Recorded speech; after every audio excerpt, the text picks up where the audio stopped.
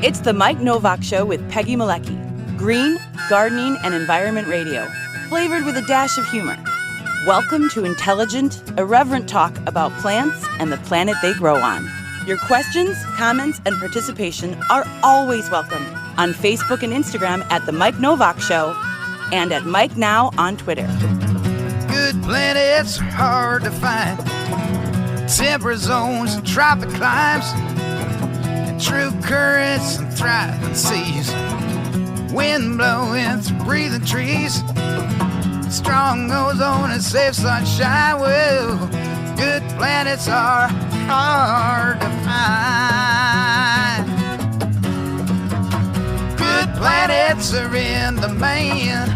Brought to you by Bartlett Tree Experts. Every tree needs a champion. Go to bartlett.com. Jet streams, perfect air. And here they are, Peggy Malecki and Mike Nowak. Well, good planets are in demand, right?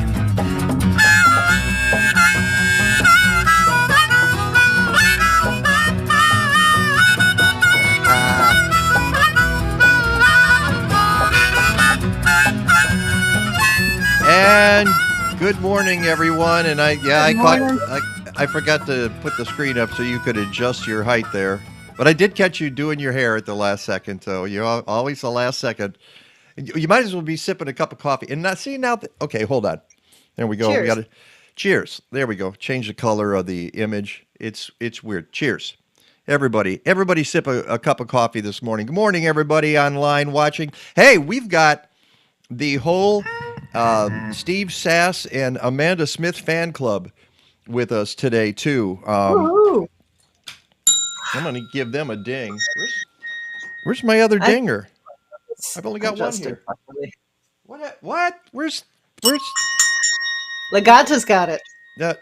Somebody Stole. stole. She's going to use it when she wants her snacks. Nothing ever moves off this desk, so I can't even imagine where it has. Kathleen, what did you do? Oh, it's hiding here behind the light. Right there, right in front of you. Right here. There we go. Woo! And I don't like that color. I'm going to change. I don't know, but the flower over your Oh, over yes. your shoulder By the looks way, fabulous. look at that. My amaryllis is blooming. Can we do? No, we want to go this It way. looked like it was just part of the sign.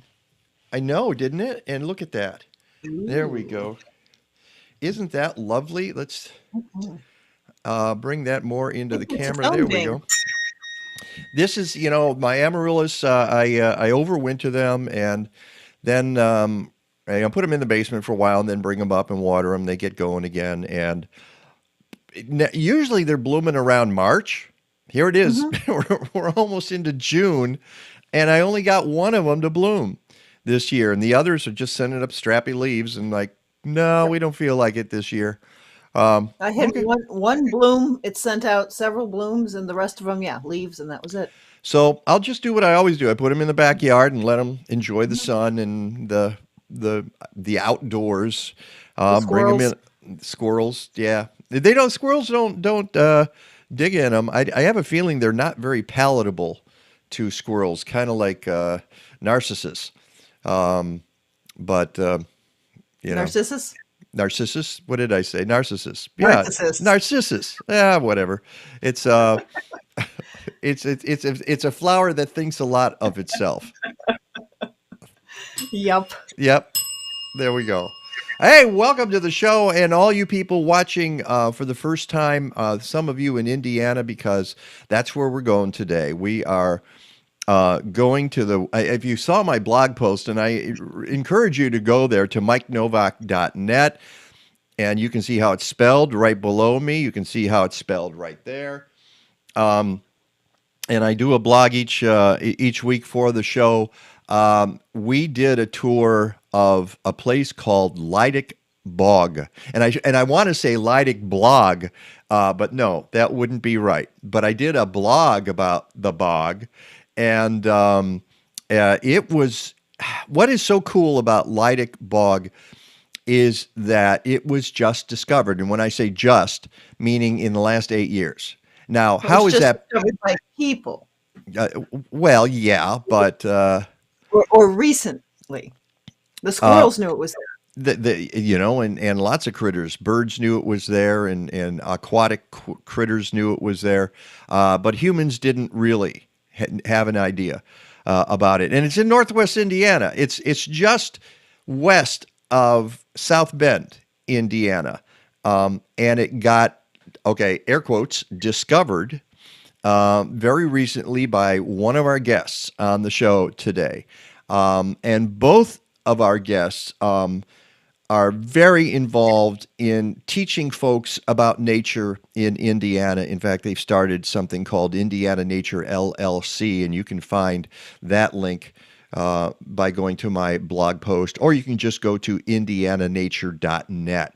And they also have an amazing Facebook page, and I say amazing because the issues that you and I have with Facebook, and our love-hate relationship with Facebook, but they have cornered the market on it because they got a lot of people who follow, and I think some of them are watching the show today. And by the way, if you're watching the show, I hope you can be watching it on Facebook. You can go to YouTube. Please subscribe if you go to our YouTube channel.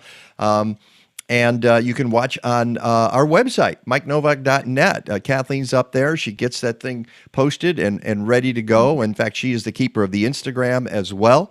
And there's different ways that you can follow us, and we hope you do, and we hope you enjoy the show today because I am so thrilled to have these folks on with us, and that's the focus of today's show. Indiana nature, what's going on over there? And I've been promising to do this with Steve, I don't know, for about the same length of time that Lydick Bog has been discovered, 8 or 9 years here. So let's just do that. Let us bring in our guest. Lower left is Steve Sass from Indiana Nature LLC. Lower right, Amanda Smith from Indiana Nature LLC. Good morning to both of you. Good morning. Good morning. And I have to tell you, Steve was such a good guy. He went out and got a brand new camera so that he could be on the show because the ratio was like this, and we said, no, it's got to be big. All right, and we want to really see you there. But thank you so much for being here, and thank you for the tour that you gave me of Lydick Bog in Northwest Indiana a couple of weeks ago. Kathleen and I went. Unfortunately, Peggy was not able to be with us, but you're going to see some really cool stuff today, Peggy, and the folks watching on the live stream. It was a revelation, Steve and Amanda. You guys, by the way, were great, and it was one of those. It was in the midst of that heat wave we had in the early part of the month, so it was in the mid 80s. And there we were schlepping along and hiking into a bog. And of course, as soon as we got out of it, thanks to Steve, we went down the road and had ice cream. And he told us where we could get. Yeah. I mean, that's what you do. You go down the road. Cream. You go down the road and have ice cream. Steve, I have to start. I want to get to Indiana Nature and the stuff you're doing for everybody, because it's not just about Lydick Bog, but that is sort of the focus of what we're doing here today. And it's an interesting story. You don't have the full 45 minutes to explain how. Yes, Peggy. Before we start talking about it, for any of our viewers who might not know what a bog is, can we define what a bog is? No, let's not. We're going to skip right over that. All right. Yes, because this is an educational program as well, Steve. No, Amanda. You tell us what's I know. Yes, tell us what a bog is. Well, it's a specialized habitat that was shaped by glacial goings-ons several thousand years ago in this case. So the bog that we're talking about today had Steve's got some great photos to show that kind of show these ice sheets that were covering northern Indiana and around the Great Lakes region. So a large chunk of ice kind of sloughed off probably right here in this area and created a very a lake essentially. And then over time, it's a fairly shallow lake. And over time we had a mat of vegetation that specialized into this area. So in this case, it's a rain-fed bog. All right, And I may so have to have Steve help with that a little bit too. sure. Anything you want to add, Steve? Yeah, I mean, basically a bog is a type of a wetland that is characterized by high acidity in the water and the lack of groundwater. So, as Amanda was talking about, the ice that broke off of the glaciers formed this line of kettle lakes. We call them kettle lakes because they're literally shaped like a kettle. There's no shoreline. You go right from ground to deep water typically, and without having groundwater feeding into it over time, the vegetation builds up, and as the vegetation decomposes, it adds acidity to the soil or to the water, excuse me, and the result is that you have a wetland that is very nutrient depleted, unlike other types of higher alkalinity wetlands. And so what happens is then the plants that grow in these types of wetlands, the high acidity, low nutrient wetlands, tend to become very specialized. And so we wind up having several types of carnivorous plants, for example, that have to supplement their nutrient intake through digesting insects. That's interesting. I wonder why, if there's so much vegetation, those of us, let me put it this way, those of us who compost, look at, and we put this in our compost piles and we watch it decompose and turn into rich soil, and we think, wow, that's full of nutrients. But you have a bog where you have vegetation and it decomposes. Why is it not more nutrient rich? Do you know? I think it has to do with the pH of the soil, or the water, excuse me. As the plants decompose, the pH also drops, and the plants are not able to use the nutrients with such low pH, a high acidity environment. All right. Well, let's get to some of the charts and graphs that Amanda alluded to, and it's a good thing I have them, because if I didn't have them, Amanda, I would look pretty dumb at this point.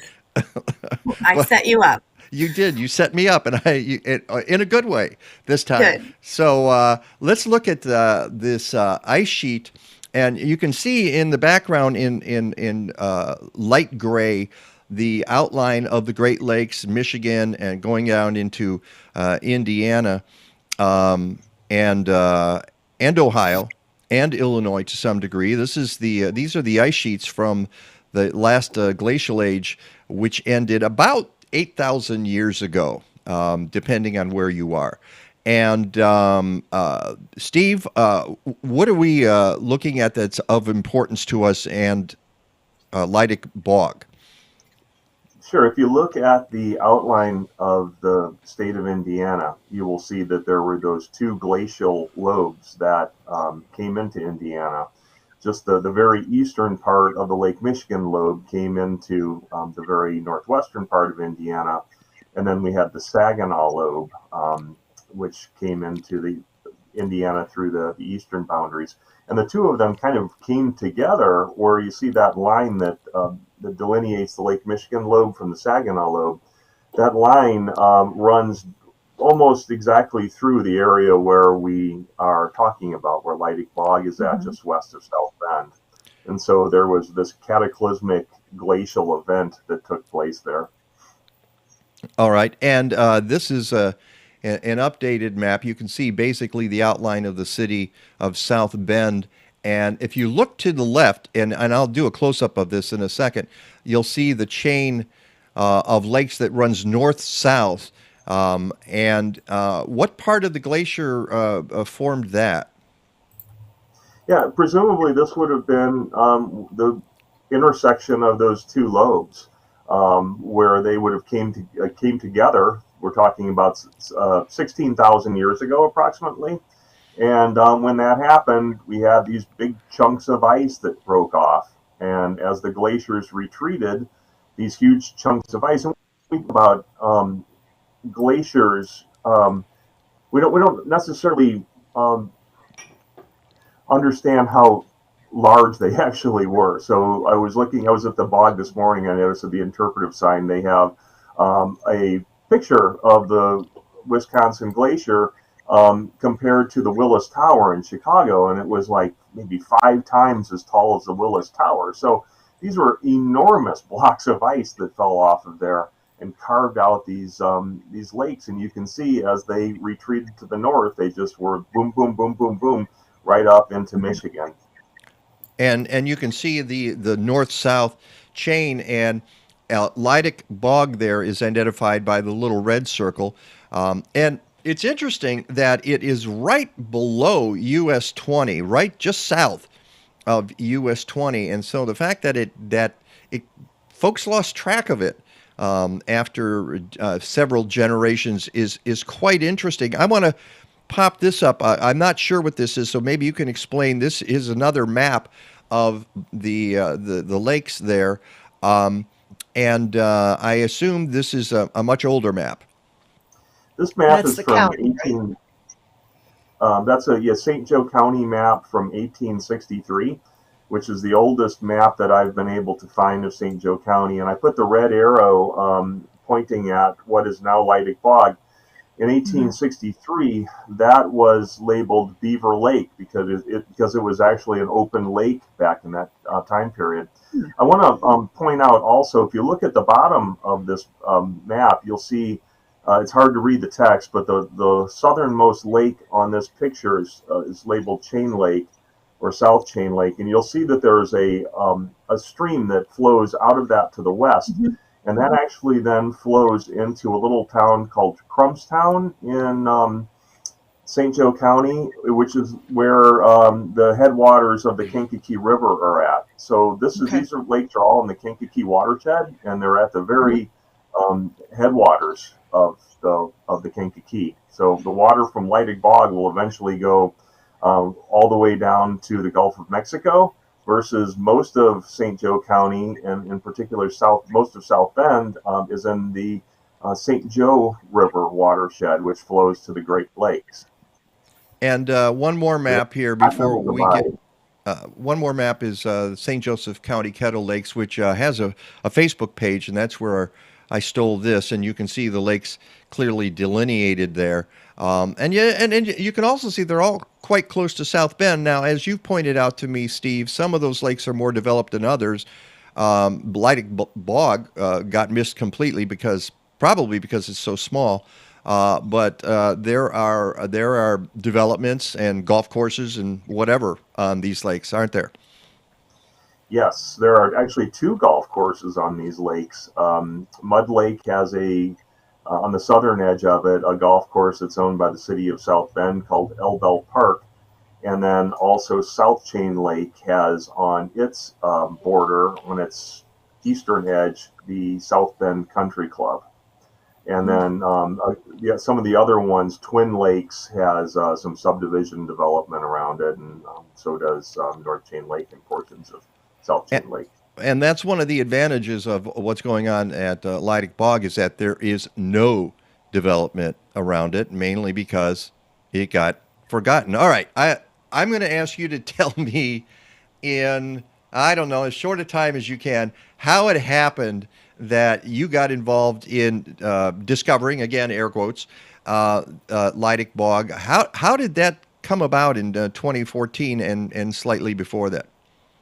Back in 2014, the event that was the catalyst was Jerry Wilhelm, who was one of the co-authors of Plants of the Chicago Region, along with the late Floyd Swink, was putting together a new volume, which is the 5th edition, which is now titled Flora of the Chicago Region, which is the tome of botany for the Chicago region.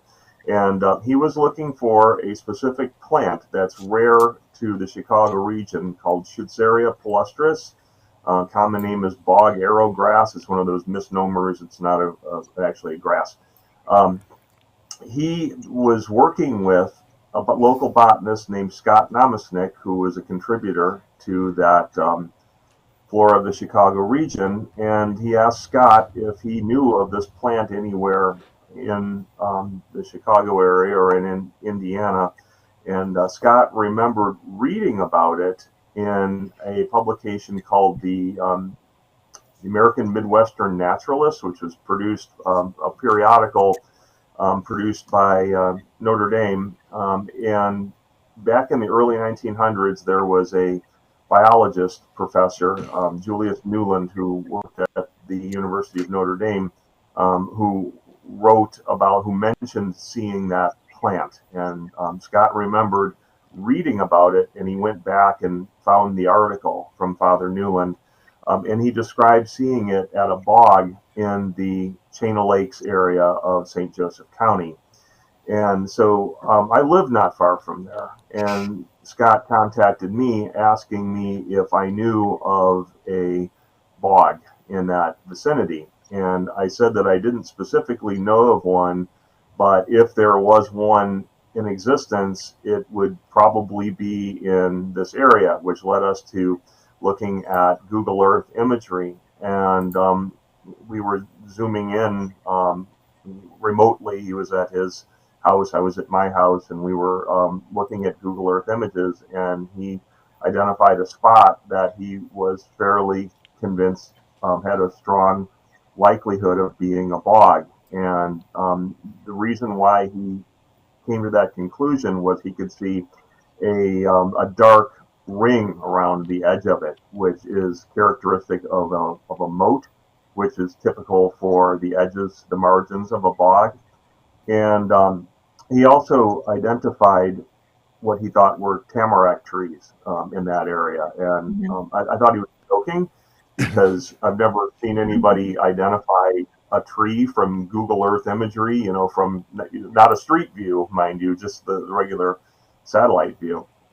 And so that led us to try to explore that area to see if there actually was a bog back there, which is a really exciting premise, that there could be something that nobody knows about that's back there. And so we tried to access the bog through by a canoe off of North Chain Lake, where we paddled up to the southern edge of the northern edge of North Chain Lake to try to then walk to the bog. But we found that there was no shoreline there where we could get out of the canoe, and there were some neighbors that were looking at us and funny. And so we came back about a week or two later with our friend Roger Hedge, who was with the Indiana Department of Natural Resources. And Scott identified another path that was a dead-end road that led to a little, like an ATV track that went up the hill. And so this would have been in the summer of 2014. The three of us parked at a public boat launch at North Chain Lake, and we hiked it. We walked along this dead-end road and up the hill, up this ATV track, and and you see the photo.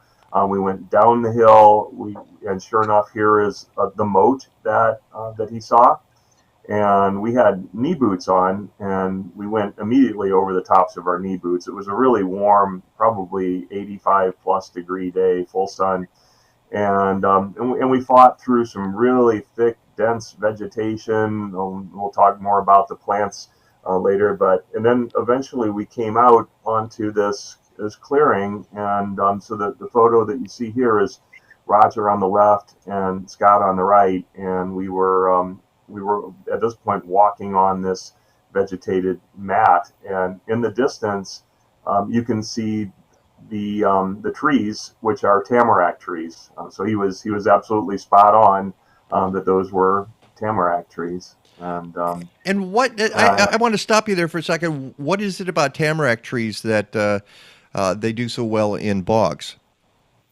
Well, their adaptation. We have different have evolved into growing in different types of environments. So, for example, if we go to the Indiana Dunes area, up on the dunes, we'll have typically black oaks and sassafras and white oaks and things like that. But tamarack trees are typically the ones, the North American ones, Larix laricina, are trees of wetlands, and particularly bogs and fens. So it's just one of those things where if you see a tamarack tree, you know that you're in typically a high quality environment, wetland. Those are larch, also known as larches, right? Yes. Okay, so there you have it. You guys found that, and I imagine immediately you knew you were onto something, and it needed to be protected. It's so you had to. Yeah. If it had been me, I would have been filled with a sense of urgency that we really have to do something right. Let's put up a fence right now. So Who owned that property? Was that state, county, private? It was privately owned, and it was owned by a family trust. And prior to going in there, we attempted to contact them. We had just the contact information that was available on the property records through the county. And there was never an answer on the phone number, and there was not an answering machine. And so we just decided to give it a go, and hopefully that nobody was there to shoot us. You don't know. Yeah. But So yeah. So it may have never been developed in part. It was in someone's trust, and it was just land somebody had. Yeah, and we look back at the older maps, and it was that Beaver Lake, which is now Lydick Bog, at one point was renamed Wolverton Lake, and I wondered who Wolverton was, and I did a little bit of digging on it, and it was a man named Jacob Wolverton who owned that property in the early 1900s, late 1800s, and he was an industrialist in St. Joe County, and I later found out that he had ties to the University of Notre Dame. So it kind of made sense that perhaps he would have been a contemporary of Father Newland, and Father Newland would have been able perhaps to travel, probably 10 miles or so. I don't know how they travel, how we would have traveled on foot or horseback in those days to get out and look at that property. But Mike, to answer your question about how we felt, I think, when we didn't really talk about the holistic view of what we had found. We were more concentrating on the amazing species of plants that we were finding there. And it wasn't until later in that day, after we came out of there, that we kind of all looked at it and went, so this is pretty amazing, isn't it? I think I actually had to instigate that conversation. When you're working with scientists like that, they're like hyper focused on these incredible plants that they found, and I'm a little bit more passionate as a lay person, I guess, going like, we need to protect this. But well, yeah, no, there's got to be a realist in the group somehow when you find something of this quality. And it takes me to Amanda. What was your reaction the first time you saw the bog? Well, I just couldn't believe it. It's amazing to think that something this important and special and rare has been discovered, in this century. It gives me hope that there's still other important remnant habitat that could still be there, that is in need of discovery and protection. But I think it just plays to that imagination that we have, that and that kind of it's important to think that maybe not everything's been discovered. And then how it went about, how they went about actually getting it protected, I think is also inspiring, and people working together, funding coming through, both public through the state, and then through land trusts and just private citizens. It's remarkable. Yeah. It absolutely is, and we should mention the Shirley Heinze Land Trust, who has gotten involved in this and has played a role in preserving this area. And I think you alluded to this earlier, Steve, that the whole area is not protected yet. As we stood there looking out over the bog, you said, oh, and that there's a parcel there and there's a parcel there. And you guys would like to bring that all into the fold right now, wouldn't you? Yes, for sure. And so what happened then was the following year after we had identified this, we had been in, Shirley Heinze Land Trust has been operating in Lake Porter and LaPorte counties in Indiana for over 3 decades. And they were tapped, I guess, by the Indiana Land Trust Alliance to be the one that would eventually move into St. Joseph County, which was not at the time protected by any land trust. So if a property came available like this, there was really no entity that could acquire it and steward it. And so in 2015, miraculously, 188 acres of property out there, which includes about 2/3 of the actual bog, became on the market. And so since we already had done a lot of research on the properties out there, and we had species lists and things like that, they were well positioned to be able to move on it. That also was coupled, it was almost a perfect storm, Mike. I mean, I think finding it was one thing, but then also having it go up for sale was another thing. But then the other miraculous thing that took place was 2016 was the Bicentennial of Indiana. And prior to the Bicentennial case, Governor Daniels had, when he was still in office, set up a fund for land acquisition to commemorate the Bicentennial of Indiana. And so there was money out there to be able to be used for acquiring property. Now, it requires a match. So Shirley Heinze then steps in and applied for the Bicentennial Land Trust grant and was able to come up with matching funds from other donors to be able to purchase the property. But to answer your question, yeah, it's 178 acres, and that it doesn't include all of the bog. So portions of the eastern part of the bog are still privately owned. They are not developable, or they probably would have been a long time ago because it's a wetland. But when a land trust acquires a property like this, we're also not only looking at just the high quality part of the property, but also protecting the areas that surround the property. We need to have some buffer land in there to be able to keep the bad stuff from getting in there. Yeah, and I would say that it would make me nervous that other entities own other parts, because you say it's not developable until it's because it's wetland. Well, what we've done to wetlands over the past couple of centuries. We just drain the heck out of them. In Indiana, we passed a law, recently that doesn't have the same requirements for wetlands, which makes it even more vulnerable. So that was that's another threat, really, that is looming in that area. Oh dear. I wasn't aware of that. I mean, I know I heard some good laws.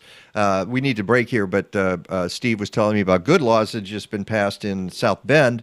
But then, of course, you've got state laws that you have to adhere to, and those can cause issues, because it would just be horrible if somebody developed it on the other end and just started draining, say, oh, we need to develop this land. So that is the fragility of our natural areas. And even when you discover something new, it doesn't guarantee that it's going to be protected. All right, we need to take a break. I can warn you right now, Steve and Amanda, this is going to go longer than the next half hour. So you better stick around. You guys are not going anywhere because make sure more coffee gets put on for you. Yeah. Here's a question to consider from one of our viewers. Why are you in LLC? They're kind of, and I wouldn't have asked that question, but it's an interesting question. And one of our viewers says, look into the Lumpkin Foundation, which works in Northwest Central Illinois on habitat preservation. If you're looking for more people to get involved, that might be something you might already know about them, but I'm just telling you some of the stuff that's coming in. And please submit your comments, your questions, your observations, whether you're on YouTube or on Facebook, or I don't think you can do it on Twitter, but I'm glad you're watching. You can, but it doesn't come back to us. Yeah, we'll see it after the show, unfortunately. It's the Mike Nowak Show with Peggy Malecki talking to Steve Sass and Amanda Smith from Indiana Nature LLC. We'll be back right after this. From spring seed and soil treatments to summer foliar feeding to fall stubble digesters, Blazing Star provides microbial tools from tiny biologicals for natural and organic farmers. They have solutions for home gardeners too. And Blazing Star offers agroecological education and consulting, especially for permaculture work in zones 4 and 5. Learn more about these great folks at blazing-star.com.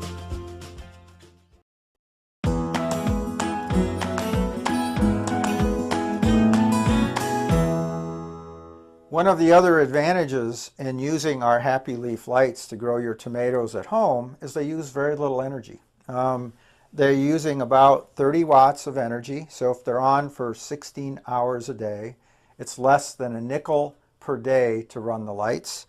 All the other costs are some seeds, some nutrients, which are also very inexpensive, and you can actually grow your own tomatoes that are pesticide-free, indoors, in your basement, in a closet, anywhere you want, and we are showing you how to do that.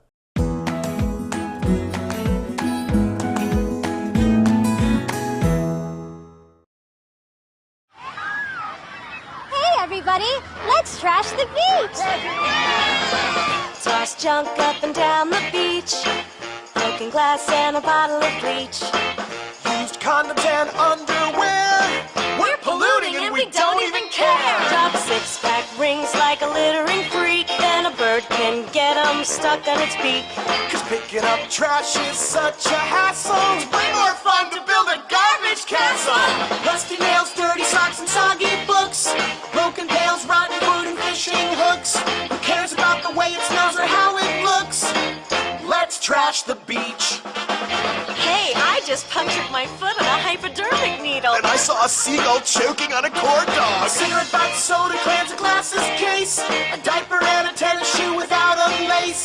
The party isn't over till we trash the place. Let's trash the beach.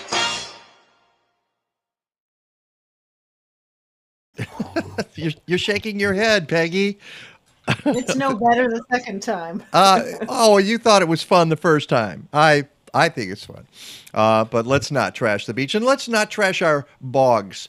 We took a walk over to Lydick Bog. By the way, we have Steve Sass with us and Amanda Smith from Indiana Nature LLC, and we're talking about Lydick Bog in northwest Indiana. And Which, if I can put in a quick plug for them, if you're not on the Indiana Nature Facebook group, you might want to consider joining it. Yeah. We've got a great interactive community there. They do, and they put a lot of great stuff up there. And you guys, you get a lot from your participants, don't you? Yes. We do. I'm going to let Amanda take that one. Yeah, we've met some wonderful people through this group, some of which we haven't met, some of which we have. We have just such, I think, an engaging community. They're very passionate, very curious, and really willing to share. And what is hard is when you start to become kind of an expert in something, it can become very difficult to work with beginners. But we're letting in beginners and new people to the group, every week. And we have some people that have been in our group for 6 years, and many of which are experts in their field. We have a lot of experts. We have a lot of, we say that E.O. Wilson is that everyone is a student and a teacher. But we try to meet people at where they are in the journey of kind of awakening when it comes to understanding our ecosystem and where we are. So we have a fairly small focus of Indiana, surrounding states around Indiana, and then those that have some sort of connection to Indiana but have left. Or at least the region itself, throughout the state. So it's a wonderful place. I learn every single day that that we've been running the group. And I should mention that, and by the way, it's good that Illinois makes the cut occasionally. Well, it's great. I mean, Indiana. Yes.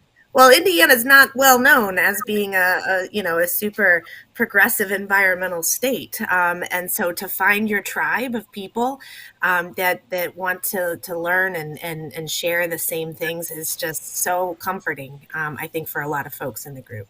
Well, that's interesting. And I don't want to get into a too political conversation, and I know you try to avoid that on your site, which is very important. And and things about letting cats out, and then you get the cat and the dog people and the cat and the bird people going at each other, and you don't want that either. But whether you're a progressive state or not a progressive state, it doesn't seem to matter. Because Illinois theoretically is a more progressive state, but what does that mean? Does it mean we preserve more land? No, there's just there's the same pressures in Illinois as there are everywhere in the country, and that's pressures to develop progress. Progress is a dirty word in some respects because progress usually means get rid of the natural area, and that's not progress to me, and I'm sure it's not progress to you, Amanda. But there are ecologically responsible ways in some cases to have both, and so we're trying to have that conversation as well, and certainly have people who may just get a lot of influence that is new to them. I mean, in many cases, you've been told to do it a certain way, or you've been told that this is the right way to go. We challenge that as much as we can, not just through Steve and I, but we are indebted to the folks that pick up that torch and educate broadly. And I want to mention that Amanda is co-founder of Indiana Nature LLC, also a former president of the North Chapter of the Indiana Native Plant and Wild. No, your Central Chapter of the Indiana Native Plant and Wildflower Society. You live in Hamilton County, Indiana. How far down is Hamilton County? It is just north of our state capital, which is Marion County, which is Indianapolis. So we're just the county north of there. So it's pretty well central. So if you're going up to Lydick Bog, how long does it take you to get there? It's about 2 hours. Yikes! Straight up 31. That's commitment Street. To get there. Yeah. I don't get up there very often, but it is nice to visit. Well, I appreciate the fact you came up to take Kathleen and me on that tour. And by the way, Amanda is also the superintendent of natural resources and education for Hamilton County Parks. Steve is, as we mentioned, co-founder of Indiana Nature LLC, a small business owner. It says in your bios in South Bend. You're not technically in South Bend, are you? No, just west of South Bend. I'm in unincorporated St. Joe County. Okay, but what's the town there that where we got our ice cream? New Carlisle. New Carlisle. I couldn't remember it. New Carlisle. But don't you live in that area? Are you not in New Carlisle? I have a New Carlisle a mailing address and a South Bend phone number. So, okay. In one of those areas. If you say New Carlisle, nobody knows where it is. If you say South Bend, people know where you are. Yeah, or if I said St. Joe County, they would say we're in St. Joe County. So. Yeah, and also a former president of the North Chapter of the Indiana Native Plant and Wildflower Society. Now, is that different from the Indiana Native Plant Society? That's its previous name. They've eliminated and wildflower a couple of years ago. Thank you. Okay, I'm glad to hear that because I was looking it up and trying to do a link to the blog post, and I went, I can't find the Indiana Native Plant and Wildflower Society, but I could find the other. I think Amanda's frozen, by the way. Yeah, we just lost her light. It looks like her power went out. That's weird. Well, we've got you here, Steve. So I want to get to. I hope she comes back. I bet she'll try to log back in. So, Steve, what I want to do is look at some of the videos that we took. At some point, I'm going to put together a little presentation that I'm going to pop on to YouTube. But given we've described where Lydick Bog is, south of US 20, you're going to see it in just a second. And this was our introduction to Lydick Bog.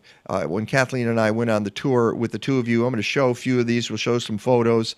And then once we get out of this, I'll let you comment on what we're looking at. Okay.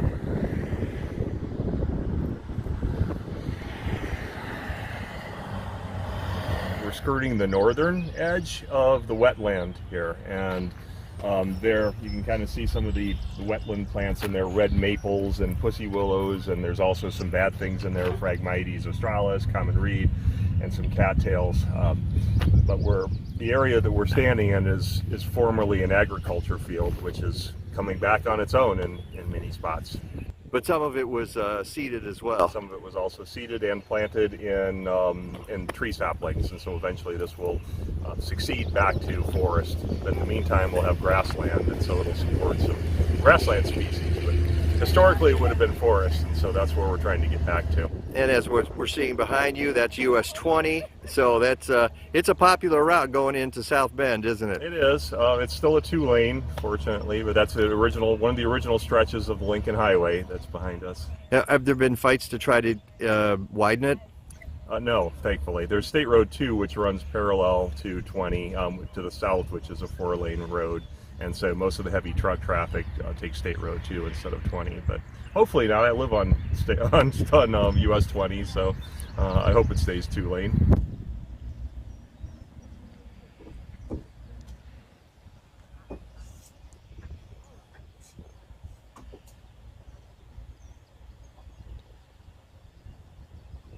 The trail that we just walked through here and this trail to kind of break up the monotony of walking through the ag field. We're now cutting through this little forested area, and this is I guess I would call it a wet forest, and it has some of the typical trees that you would find would be like red maple trees. We also have some nice black cherries in here. This was very heavily overrun with Asian bush honeysuckle, and we'll see piles of it stacked up here and there where where the Shirley Heinze Land Trust has done restoration work here. In here, you can see as you look around, you'll see piles, just to give an idea of how much stuff is actually taken out of here.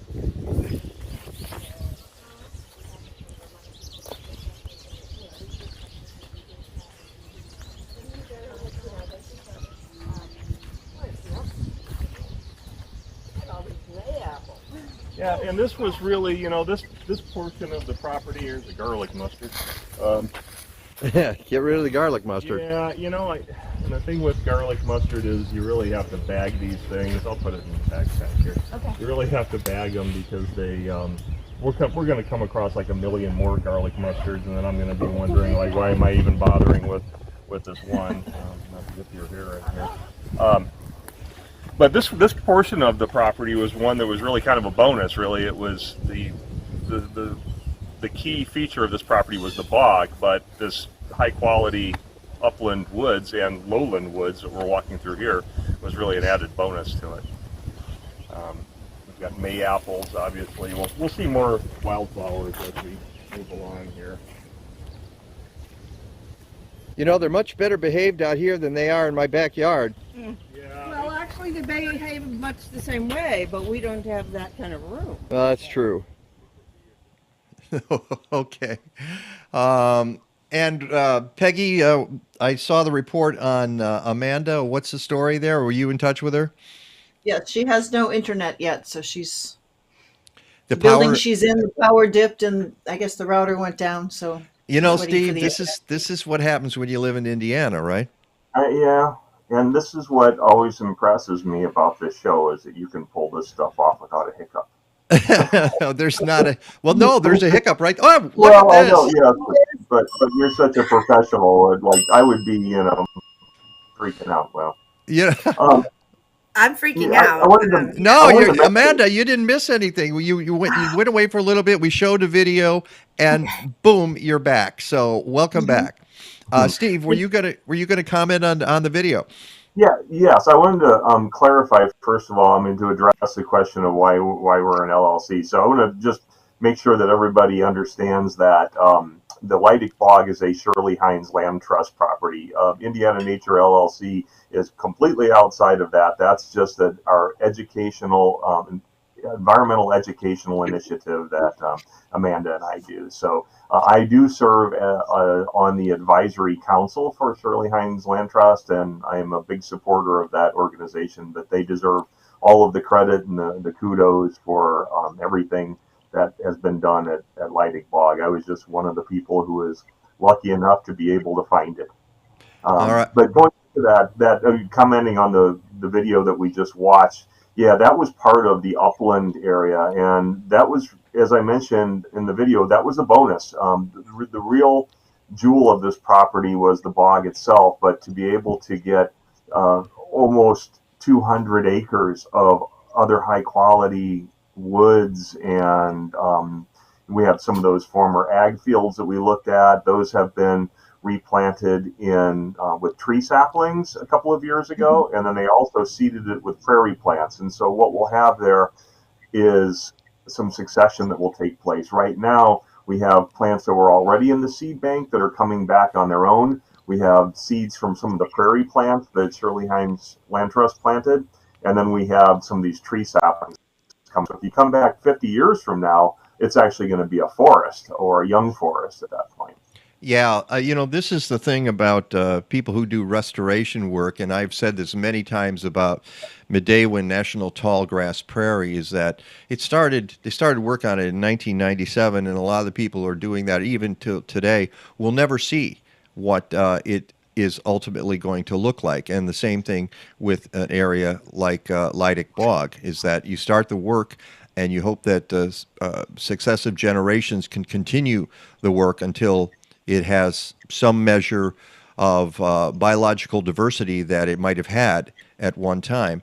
Amanda, given that the bonus area, those forested areas, they're home to a lot of species. We saw some of them. We're going to take a look in a few minutes at that, but comment a little bit on the variety of insect, bird, mammal species that you see there. Well, first off, the whole ecosystem is supported by those native plants, and those plants that in many cases have high ecological value and even moderate ecological value. So the diversity list there, just in plants alone, is so high that it's only going to support a large amount of biodiversity through the food chain, or food web, really. So all of those plants host they essentially support all kinds of insects and life in general. Certainly, we didn't see any amphibians and reptiles, but I assume there's tons of lots of great species there. I know the Badlands turtle was, one of the turtle species I know that is has a state. Blandings? Blandings, yes, thank you. So it has state recognition, so it's there. But the insects, all of the different life then supports higher things in the food web. So I brought my binoculars, and a few of us had some. And so birds, we were there in mid-May, early May, and which is really one of the most phenomenal times through the Midwest for bird migration. A few of the species that we saw will actually breed there, we mentioned, but some are just passing through, and we only have a couple days to really see them. And certainly a habitat like Lydick is going to be critical for them to have that ability then to move north into, in some cases, way up into the boreal forests of Canada, where they're going to breed. Right. And we should mention, if you're looking at this, you're saying it's not very lush. Well, it was early May. And that's what you have to take into consideration. In fact, now you just went there, did you say this morning, Steve? Yeah. And I'll bet a lot of that has changed. It's leafed out a lot more, I would guess. It sure has. Yeah, I saw a lot of things that we didn't see just a few weeks ago. Well, we'll come back and we'll have to see them. All right, you were mentioning some of the birds we saw here. So Amanda, let me play this because this definitely made Kathleen's day. All right, at Lydick Bog. Scarlet tanager, and I see it. Okay, good. And I see it right there. Good. Can I So see yes, absolutely. It's a scarlet tanager. So this bird is scarlet red with black wings. They actually. Oh my. Good. I'm glad you see it. They do breed here in Indiana. Oh my goodness. So unlike some warblers and things that are okay, here's a redstart moving in too, actually. This one's gonna be. Oh gosh, this is like a feast of visuals. Okay. So while the redstart we got the tanager just moved this. Yeah. The redstart just moved just about above it. They are black and orange. It's a bird about half the size. Yeah, and they're black and orange. They look like kind of a Halloween. All right, the Halloween bird is what you say before. Bird. Yeah, I didn't see it. I wasn't able to get the camera on there, but I'm stunned that my little cell phone managed to zoom in on the scarlet tanager. Good camera work there, Mike. Well, thank you. Wow. And if you really want to see what it looks like, this is it. Okay. Amanda, you're the one who said... It's not the same bird, but no, yes. it's not. No, and did you take this photo, Steve? No, that's Amanda's, I believe. That one's mine. Oh, this is you, Amanda. Well, yeah. All right. All right, you get a ding. We could critique it all day, but I got this bird in the camera at one point. So listen, it's a great shot, and as you said, they put cardinals to shame. I'm not sure they do, but why would you say that? Well, this bird looks like it's glowing from the inside out. I mean, the color, a cardinal is a more standard red, and it's gorgeous. Gosh, if we lost cardinals, we'd all be really sad. And I think some of us have worked with people who come from other places in the world, even the United States, who don't get cardinals, and they're as excited to see them as what we are, the scarlet tanager. But this bird is just gorgeous in the contrast with the black and the red. It's a beautiful bird, and it has a real tropical feel. It does spend its winters in the tropics, so it's an exciting bird. It does breed here in Indiana, and Kathleen's reaction, it brings a tear to my eye watching the video, because I don't think I'd seen all of that. That's, I think birds get a lot of attention, and there's stunning creatures through the entire food web, but birds have that ability to really just be an unbelievable experience for folks. And one of my, favorite things is providing that if I can. And really not just, it's getting them on the bird. And when she said, I can see it, that's perfect. That to me is just such a gratification that we can share that moment with folks. So it makes it more exciting really for me than even the bird itself. All right. You have to tell the tale of the guy, that you took out to on the hike and scarlet tanager. I can make it quick, but I have led hikes here at Cool Creek for a year, or at the nature center where I work in Hamilton County. And one gentleman rolls up, in his car, and he gets out and he has a cane, and he looks elderly, but I wouldn't have guessed his age. But he, before we started, he shook my hand and he said, I'm 92 years old. And I said, oh, wow, thanks for coming on the hike. And he says, and I want to see a scarlet tanager before I die. And so the pressure was on at that point to get the scarlet tanager for him that day. And if it had been the wrong time of year, these guys aren't necessarily here for more than maybe about 4 months of the year. So luckily the time of year was right. And I was sweating to get that bird. And we did. We didn't get great looks at it. We didn't get the kind of looks that we had at Lydick, but he did see that bird. And I hope he's still alive and well and enjoying his sight. And has seen more scarlet tanagers. Yeah. We're going to be breaking here in just a second. What other birds? You said the birds there for about 4 months. So what times of the year will you see a scarlet tanager in those woods? Scarlet tanagers generally probably about the end of April, and then you could definitely see them through probably August for sure, and maybe early September until they start to migrate south. Okay, so is this the northern end of their range? Steve, I don't know. If they go that far north, we'd have to I don't know that I checked. My guess is yes. I'm looking at the map right now. To see where they're how far they tend go. to migrate further north too. What's that, Peggy? A lot of them tend to migrate further north. Yeah, well, that's what I was wondering. Is it, but if they stay here, they will. I mean, the breeding range for them is anywhere from like the middle of Alabama on the south to like lower Ontario in the north. So yeah, I'd say, Michigan and this part of the area is probably considered more of the, 1/4 of its northern range. Right. Because as we know, a lot of birds will just stop here and then they're up into northern Canada. And who knows why they want to go to northern Canada? Hey, it's such a great place here in Illinois and Indiana. One of the things that's so important, Mike, about having these habitats protected is that we as humans have taken everything, all of the habitat, other than these little postage stamp pieces. And if we want to be able to keep these animals, we have to at least keep some property for them. We can't convert the whole world to housing and agriculture and strip malls and things like that. We'll just lose these amazing animals. Amen, brother.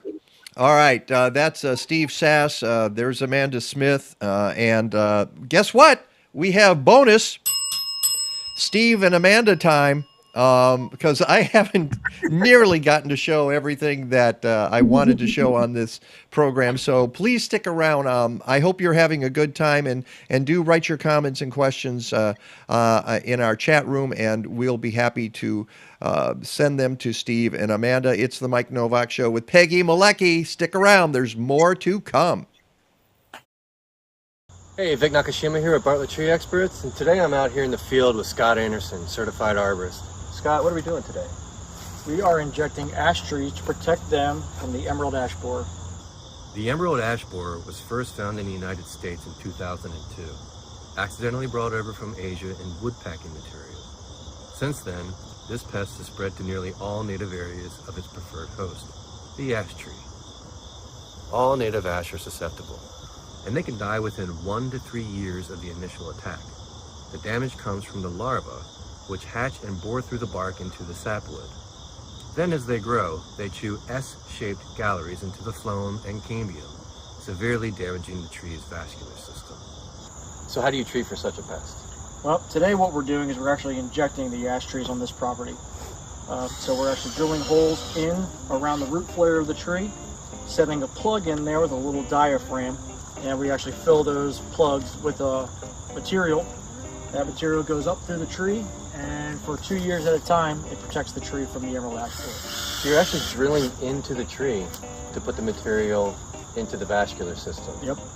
The material we inject into the stem works its way up the tree and makes the tissue beneath the bark toxic for the ash borer without causing unintentional harm to pollinators and other wildlife. So the method of injecting, is there anything beneficial about that method? Yeah, so the material's only going into this tree. It's not going to affect anything else around it.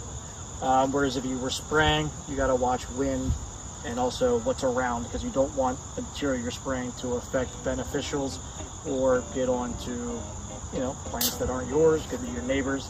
Mm-hmm. Or patio furniture. Anything. Kids, pets. Vegetable garden. All right, so that's it for now. I want to thank Scott for his time and telling us all about injecting ash trees to treat for the emerald ash borer. Welcome to the Mike Nowak Show with Peggy Malecki. Green, gardening, and environment radio with just a soupçon of humor. Or is that a dash? Brought to you by Bartlett Tree Experts. Every tree needs a champion. Go to bartlett.com. Here they are again, Peggy Malecki and Mike Nowak. All I need is good food to eat and make me healthy, wealthy, wide awake. Lettuce, tomatoes, rutabaga. What about those sweet potatoes? All I need is good food to eat. All I need is good food to eat. All I need is good tools to make me music, porches, lawn serene. Give me all that I can take.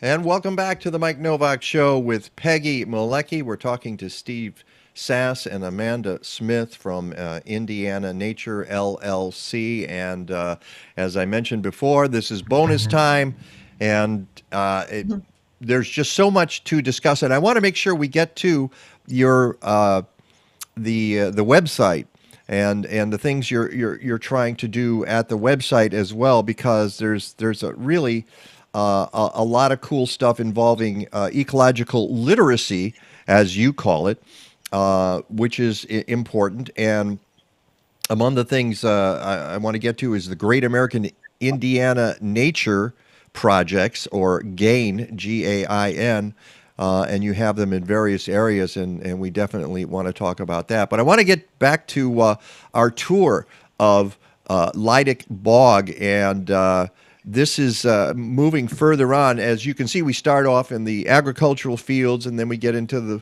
the forest and higher ground, and then it gets to lower ground, and eventually we'll get to the bog. So let's look at another stop along the way. This particular wetland is kind of neat. You can see a whole bunch of large leaf green plants over here, and those are skunk cabbage. That's what I thought. I was going to say, are those skunk cabbage? You got to be kidding me, man. Skunk cabbage is a wetland plant that we normally find. You're about to. No, that's not one. Okay. There's one here that's kind of close by. That one doesn't have any fruit on it.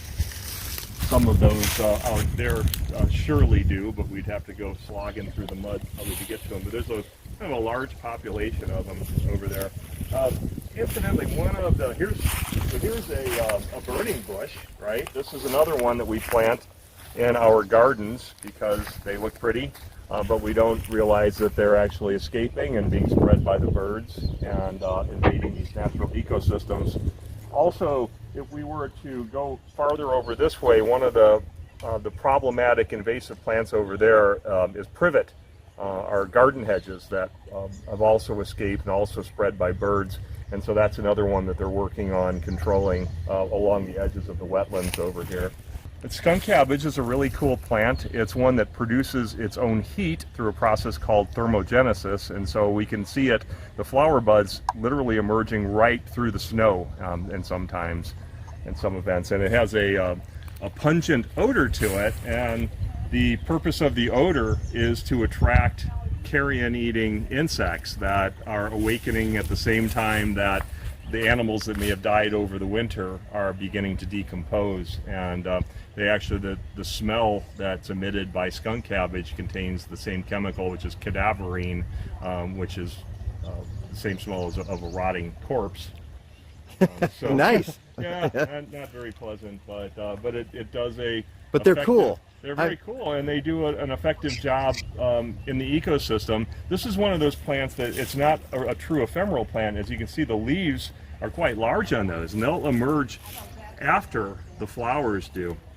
And unlike other things like spring beauty and toothworts, these leaves will continue to grow, and they'll linger throughout most of the summer, with the idea that growing really large will help them to photosynthesize as much as possible once the tree canopy fills in and there's not the amount of sunlight here anymore. And the flower that emerges is a spathe, isn't it? Yeah, it's in the arum family, Araceae family. So it's a spadix surrounded by a spathe, and the spadix has the flowers arranged on the cluster, and that helps to keep it warm. The spathe which surrounds it, so it's related to Jack in the Pulpit would be another one, and the arums. But yeah, it's one of our first, if not the first, spring wildflower to emerge in late winter. All right, and I think the lesson obviously there's a lesson about skunk cabbage, which are, as we both noted, very cool plants. And these are very different. Kathleen and I are familiar with skunk cabbage from a property we had out in the Pacific Northwest with the beautiful yellow spadix, which is unlike what happens in the Midwest. It's much, and I've got a photo of it here, very different from what you see in the Midwest. Hold on, here we go. And that is this. This is the skunk cabbage from the Midwest. But the other lesson to be taken out of this is what Steve was showing me, the plants that we put as ornamentals in our backyards, in our gardens, end up in forested areas. And we saw just there burning bush. You mentioned privet. We saw barberry in the forest, and these are all plants, folks, that that they sell to this day at garden centers. You can't get them to stop selling them. You and I mentioned, Steve, talking about invasive plants, Callery pear, Bradford pears, and those sorts of things. And that is the law you mentioned earlier. Tell us about the law in South Bend. Yes. So I'll start by talking about the DNR terrestrial plant rule in Indiana. So when you said that some of these plants are still available, actually, of the ones that you mentioned, of the 4 that you mentioned, 3 of them are still available statewide. The one that's not, because the Indiana Natural Resources Commission approved a what they called the Indiana Terrestrial Plant Rule in 2019, which prohibited the sale of 44, I believe, species of terrestrial plants that are considered to be highly invasive in Indiana as defined by the Indiana Invasive Species Council. So one of those is Japanese barberry. So you cannot legally purchase or plant Japanese barberry in the state of Indiana anymore.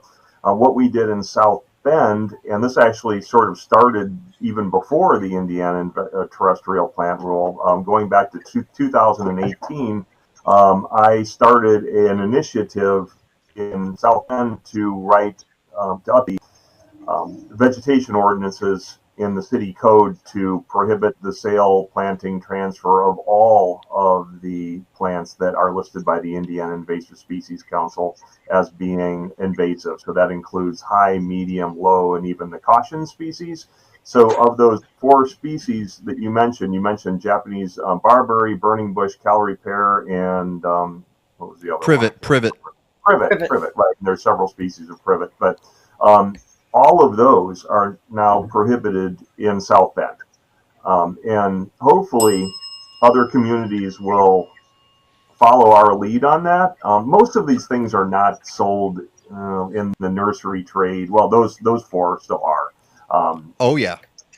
Yeah, but like when you look at the Indiana terrestrial plant rule, I mean, a lot of the things like, garlic mustard, that's clearly not sold in the plant trade, but there were some exceptions. There were two exceptions from the Indiana terrestrial plant rule of highly invasive species that the state removed from the list, which were Callery pear and Norway maple, out of concern for the financial damage to the growers, unfortunately. But, I'm going to tell you something right now. The growers, and speaking of, I wasn't going to pop that up, but I might as well. Here's another one. The Multiflora Rose. Swamp rose. I'm sorry? That's the native swamp rose. Oh, that's the native swamp rose. Okay, I'm sorry. Right. All right, you had sent me that, and you were talking about, but another one, invasive, is the Multiflora Rose that you find all over, and you had to clear a lot of that out of there. I was looking at that, and I go, that looks awfully nice. How can you consider this invasive? That's just lovely. So that's one of the plants that we saw along the boardwalk that you'll be showing later. Yeah, great. And I've completely lost my train of thought on this. So, but we're talking about the invasive plant bans, and the growers and. Oh yeah. Your thoughts on the growers? Yeah, and their deal is that they're always saying, "Give us another 5 years. We have inventory. We need to get rid of." Except that the 5 years turns into 10, it turns into 15, and they're still selling that stuff. And and if you go to a box store, that's really where you're going to find it. What do you see when you go to a box store? You see barberry, you see burning bush, you see privet, you see Callery pear, you see all of that stuff. Go to your independent garden center, and some of those folks still sell it too, but they're smarter about it. I'm hoping that and I'll bet our friend Dan Costa is watching, and he can chime in on this as well. But unfortunately, we've left it up to individuals to be smart about what they plant in their landscape, so they don't end up invading natural areas like this. And you mentioned the rose. How that was a government project that was introduced into the United States by our own government, wasn't it? Yep. And, a lot of things were. Back in the 1890s, there was really a push bring in Asian plants to deal with some of the massive erosion issues that we had caused by poor farming practices. And as a result, we wound up having things like Multiflora Rose, and autumn olive is another one that was recommended by the Soil Conservation Service as late as, and also bush honeysuckle for wildlife value. So the government hasn't always been right on these things, but we have to keep that in mind, I guess. So we do our own research, and part of what we're doing, our big push is environmental education. And so, because frankly, Mike, like you can talk to Doug Tallamy, and he'll say in one of his talks, I remember him saying that we've gardened this way because we didn't know that we didn't need to change. Like, we didn't know that we had to worry about what plants we were putting in, and that's why we've done it. And so I don't think most people set out to go about destroying the ecosystem. No, they just don't realize that they're doing it. Well, and they still don't. But here's the problem with that people in the business now know this. They know it. So what they're doing is harmful. All right. Average gardeners, many of them still don't know because they don't read this stuff. And I hope they're watching this program so they do understand this. Jerry Carlson just wrote, by the way, he says the peony is the Indiana state flower because, well, you turn it over to legislators who say, yeah, let's make the peony the state flower, even though it comes from half a world away. And that's one of the things you talk about on your website, even the peony. And the funny story about the peony is that it's actually the fourth of the Indiana state flowers, the fourth and last. It was made state flower in 1957, and the reason for that, the believed reason for that, was one of the members of the Indiana legislature was a peony grower. Oh my God! See, and this is how laws are made. Okay, it's special interests. Yeah, it's all special interests in many cases. So and not public interest. And I totally agree. They know the harms that these are having on the environment. There's no benefit. I mean, they're not providing park staff with the equipment or money or personnel to fight these plants at this point that they've brought in. And these are cheap plants. I mean, the fact that they're making money hand over fist on these species in particular, because many don't have many different pests and disease because they're new to the environment, and nothing knows how to, how to create that needed ecological balance and that give and take. So it's unbelievable that people are profiting off of this, in my opinion. And I agree. So if I had to, this is out of left field, I'm sucker punching both of you. What would be the state flower if you could change it today? We've actually talked about them. My choice would be Asclepias tuberosa, butterfly milkweed. I would agree. I think we need a plant that we can grow, in our landscape. Going back to one of the things that Dr. Tallamy talks about, I think it's important that we can. The peony does that, so people can grow that at home, but it's really not providing a whole lot of benefit at all. It's not the state plant. I'm sorry. It has nothing to do with Indiana, except that some grower had it there and had a connection to the legislature. All right. No, it's got to go. All right. Yeah. There was an effort a few years ago to create a new state wildflower, and that was that Asclepias tuberosa was the one that was tapped for that. That eventually didn't move. I personally was not in favor of that, because the idea was that they would leave the peony as state flower and then create a second category. I think the peony needs to go. Yeah, it does. It just, there's no point in having it there. All right. It baffles me, Mike, that we're a patriotic society, and we fly the stripes on the flag, and then we celebrate a Chinese plant as our state flower, which seems crazy. There's a lot of craziness in the world. All right. All of what we've been doing is kind of a setup. I'm sure folks are saying, well, where's the bog? We haven't seen the bog. Well, you walk through the woods, you walk through this path, and that's one of the wonderful things about going out to Lydick Bog. If you take the long way, you get to enjoy all this nature, and then you get to see hints of the bog coming. You see those streams and lower areas. You move down, and then you get to a boardwalk, and we'll talk about this because this was just built last year. In fact, if you go to my blog post, I found the a video of putting the boardwalk together. I don't know if you've seen that on YouTube, Steve and Amanda. It's kind of interesting. That was our friend Mark Blasage that did that. Yeah. All right. And this gets us on the boardwalk here, walking out into the bog. But it is starting to get a little bit firmer. So at that point, Oh, no. Okay, I'm not going to do this. We're not like waist deep and like waist. It went. Let's get up here. Okay, here we go. Things, well. Yeah, hopefully, right? That and the tall guardrail. But here we are. This was the habitat that we eventually arrived at back in 2014, and we step and look at all the tamarack trees that are out here. There's evergreen trees. Right. Right in the middle of the bog. That your friend saw from outer space on a satellite. He actually did. I can attest to that. So when they were building this platform, they had to try to figure out what the substrate was like here. And so they had a pole, poles that linked together that they sent down through the mat, and they figured out that the mat is about 3 feet thick. So like even those trees are growing on only a 3 foot thick mat that's on top of water. And when they pierced through the mat, they kept adding sections to the pole until they hit bottom, and they didn't hit bottom until they got to about 30 feet. Holy smoke. So when we were walking around out here, we were literally, walking on a 3 foot tall mat that's on top of 30 feet of a glacial lake.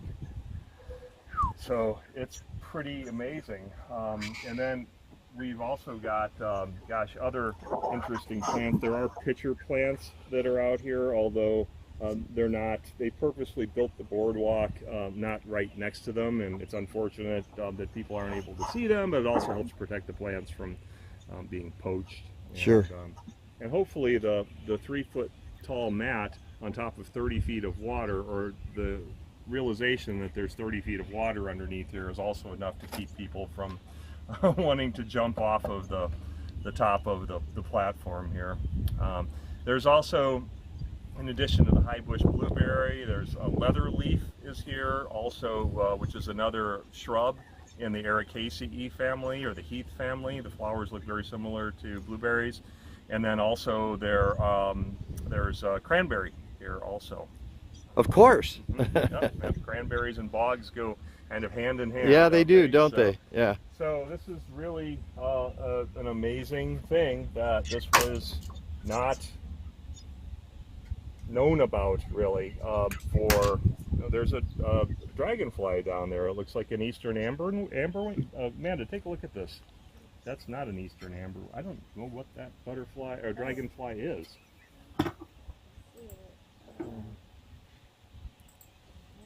Oh, goodness. No, that's not that's yikes. Did you guys ever identify that dragonfly? Steve did, I believe. Yes, and painted skimmer. Oh yeah. Lydick semifasciata, which is one that I'd never seen before. I hadn't either. And here's another plant that is nearby, which will, and we'll talk about the boardwalk in a second, but this will keep people from jumping off of the boardwalk. Steve, what are we looking at? That is poison sumac, and it contains the same chemical as poison ivy, urushiol, but in even higher concentrations. And that was one of the plants that we had to make our way through as we were getting into the bog for the first time. And there's very poor footing in there with the water, the hydrology, and really nothing to grab onto other than poison sumac or swamp rose. But it's a beautiful shrub. It's found only really in high quality wetland areas. So if you see poison sumac, you have a nice property typically. Well, that's good to hear, but also a little hard to deal with. Yeah, exactly. So if you're thinking of jumping off of that thing, don't. All right. Which takes us to the issue that you and I talked about when we were out there, Steve, which is the the the building of that platform, and there's another one that goes across that'll get you out there so you can go very quickly from the parking lot to see the bog. There's good and bad in that. Do you want to explain how that works? Well, the objective is to be able to provide access to people to be able to see these amazing places that, as you mentioned, some folks would never get a chance to see in their lifetimes, with the minimum of impact to the environment there, because it is incredibly sensitive. And the bog itself really shows no signs of having any sort of human activity taken place in it. Obviously the boardwalk is there now, but for example, like there's hardly any signs of invasive plants in the bog, and bringing people into a sensitive ecosystem like that just means that there is a heightened responsibility of stewardship to make sure that things aren't coming in on people's shoes or on the fur of their pets, that can get into that very sensitive ecosystem and disrupt things fairly quickly. But now that path that you were just describing, there's the new path that leads to the boardwalk out there is an ADA accessible path. So there's a gravel trail there, and it has to be with ADA compliance. It has to be a certain width. It has to be a certain slope. So this allows people perhaps with mobility issues to be able to get out there and see something that's incredibly beautiful and rare. But it does have to be done in a balance, of course, and that's one of the challenges for places that land trusts, for example, that protect properties like this, is to balance the human side of things with the ecological side of things. And land trusts will make the argument that people, and there's a quote on this, might be another E.O. Wilson quote, Amanda, like we don't care about what we don't know,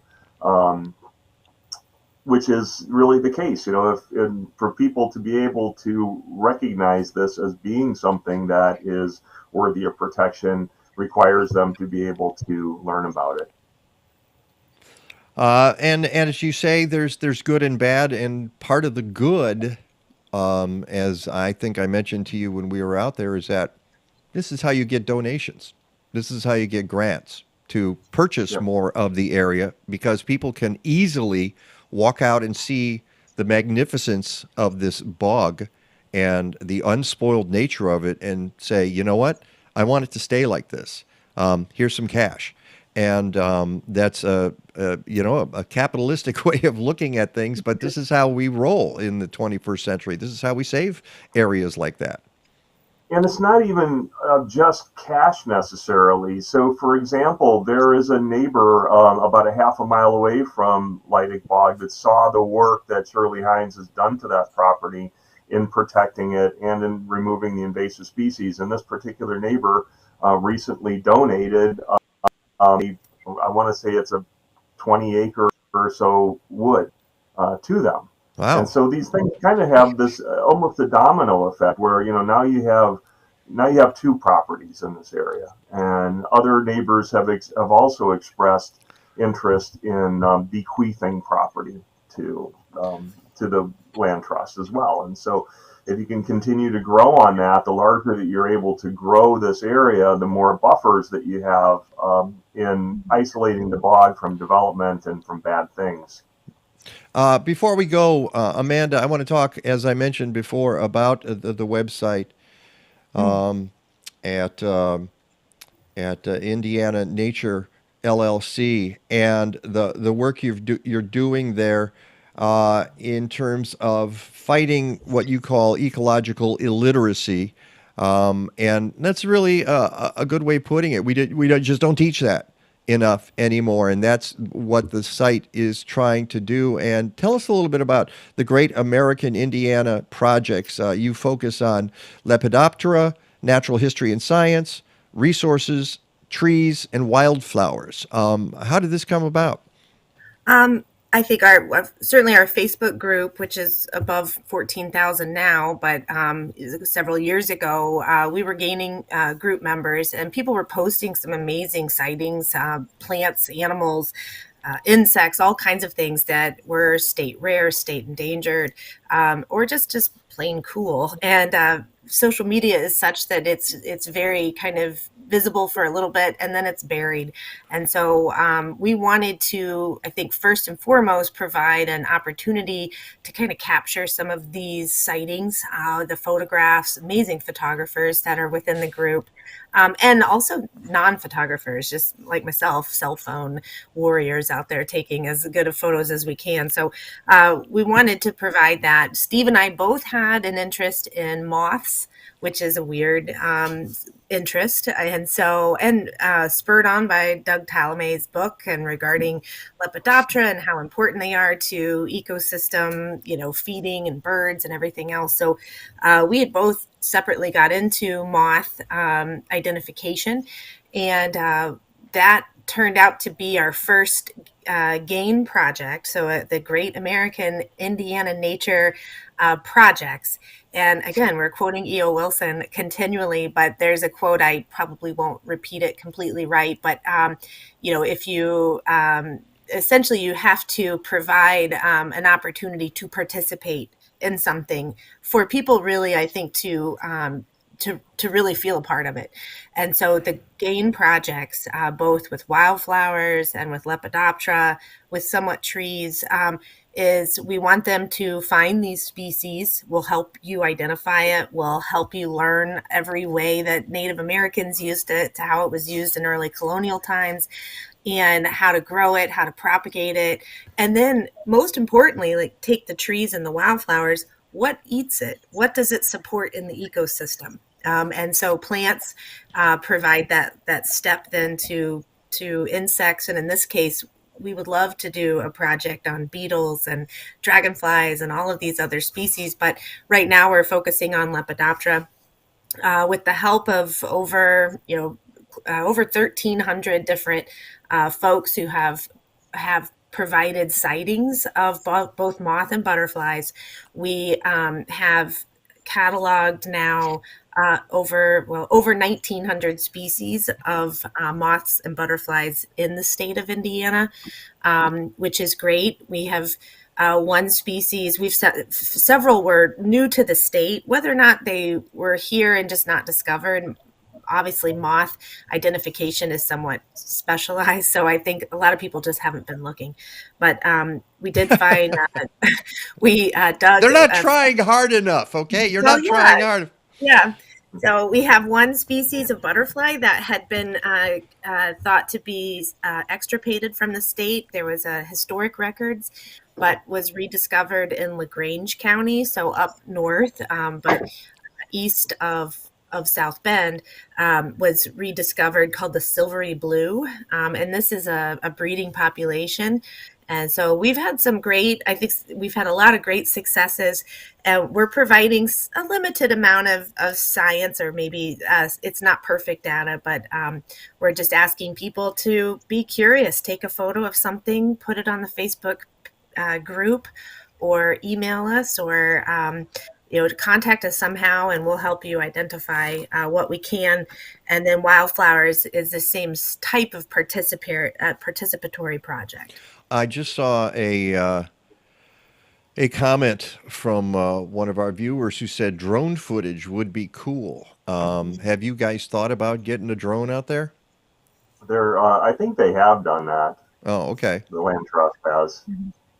All right, so I've seen some overhead images. Yeah. Oh, well, a shame I didn't have any of that to show. But I do have one more thing before we let you go. This is how to survive in the wilderness, courtesy of Amanda Smith. Amanda, would you pull up there? So this is jewelweed. It's young. This is an annual. I don't know exactly which species of jewelweed it is. Possibly the pale jewelweed, which is Impatiens capensis. Okay. So Steve got a bee sting, so we're gonna do a little holistic treatment for him.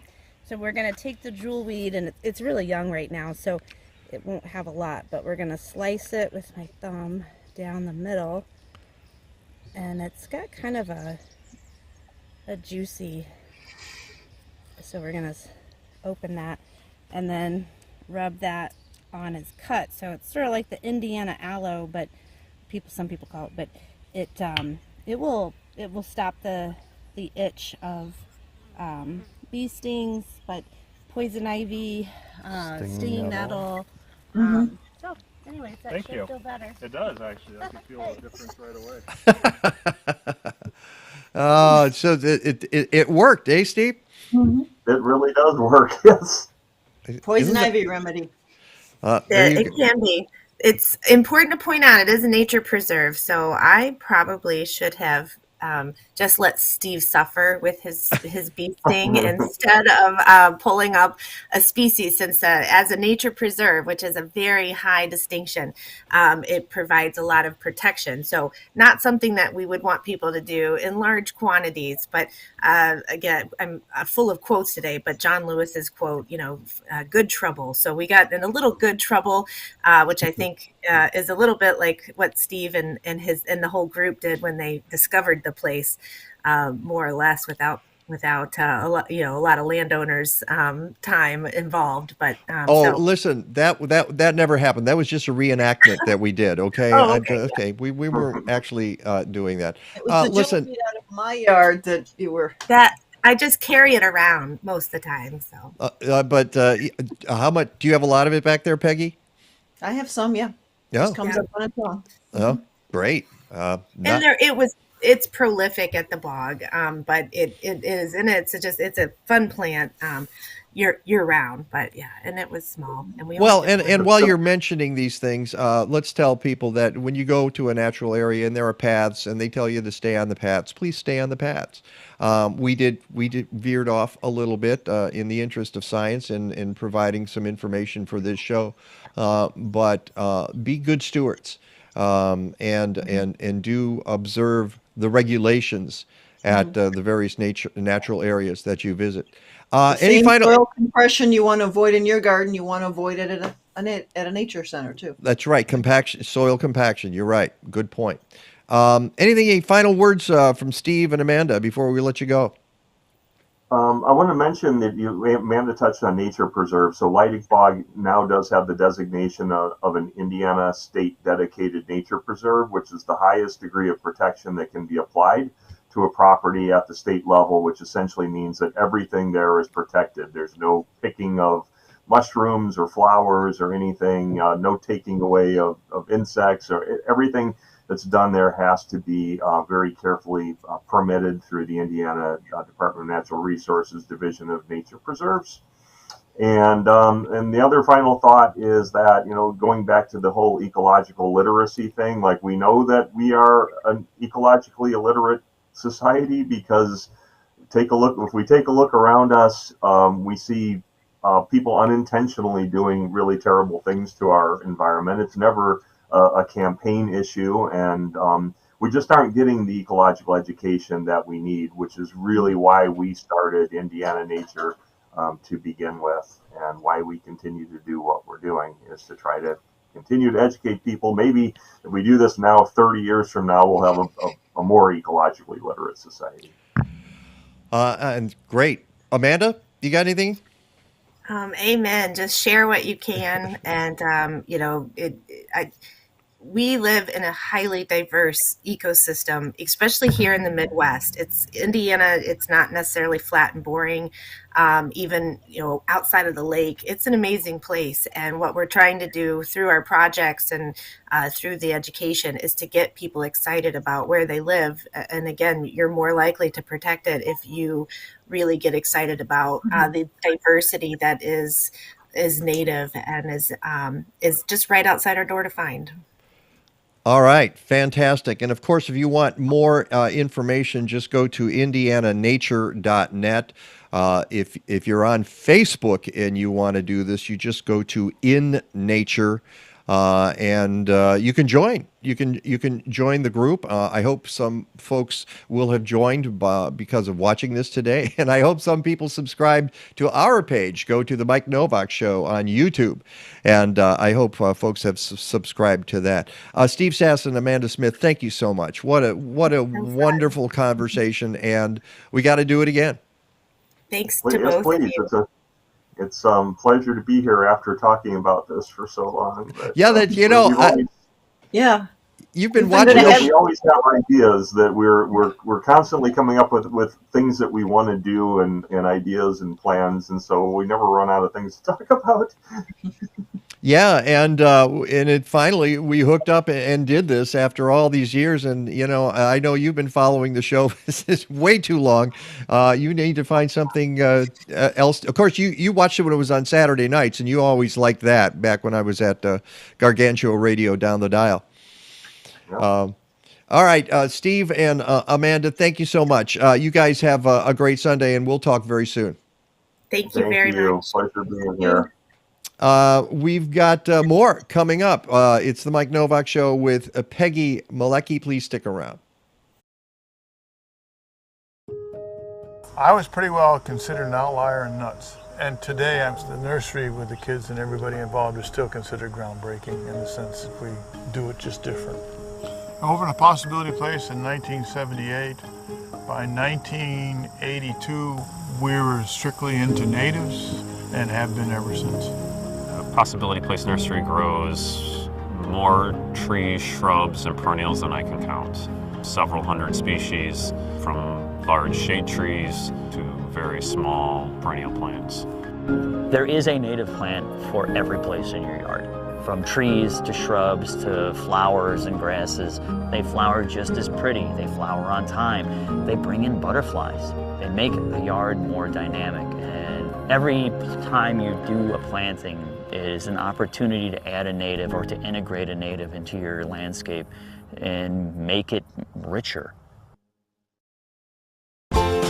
From spring seed and soil treatments to summer foliar feeding to fall stubble digesters, Blazing Star provides microbial tools from Tineo Biologicals for natural and organic farmers. They have solutions for home gardeners too. And Blazing Star also offers agroecological education and consulting, especially for permaculture work in zones 4 and 5. Learn more about these great folks and great techniques at blazing-star.com.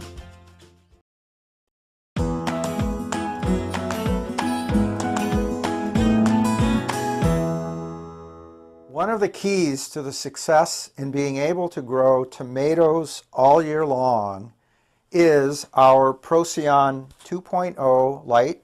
We use a 17-inch Procyon light above each of the tomato plants, and it's a light which gives you the right intensity of light that's required to grow a tomato, as well as the right ratio of red to blue to green light to make the flowers properly blossom and to produce large amounts of tomatoes.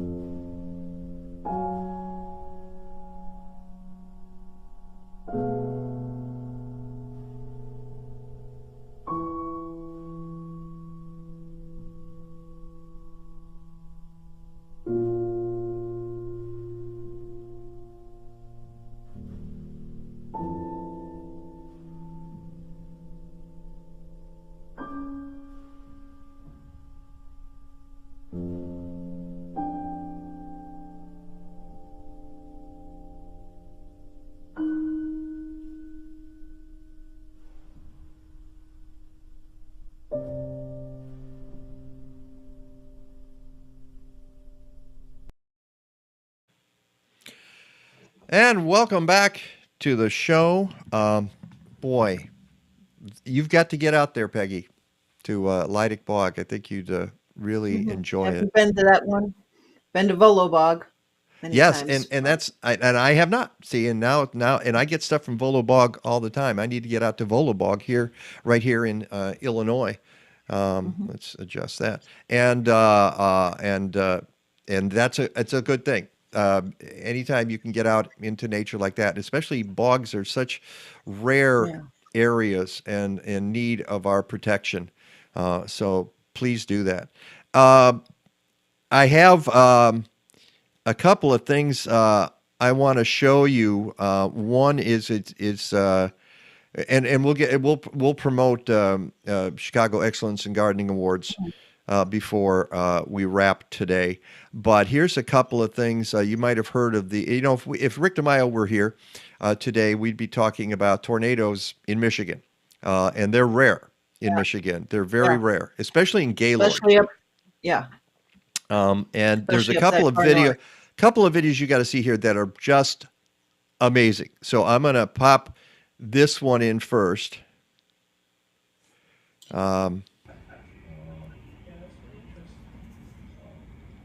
if you've ever driven up the state of Michigan to get up to Mackinac and go across the bridge, you've passed the Gaylord area. I'm videotaping. Oh crap! Oh shoot!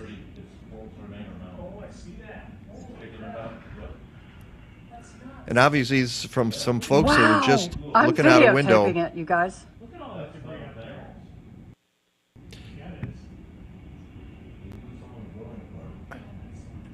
Okay, that's the first one that I found. But this one, you've got to watch the next one and watch what happens. There's no commentary. Build your brand stop. online. Oh, just stop. Stop. There's no commentary on this, but just watch what happens.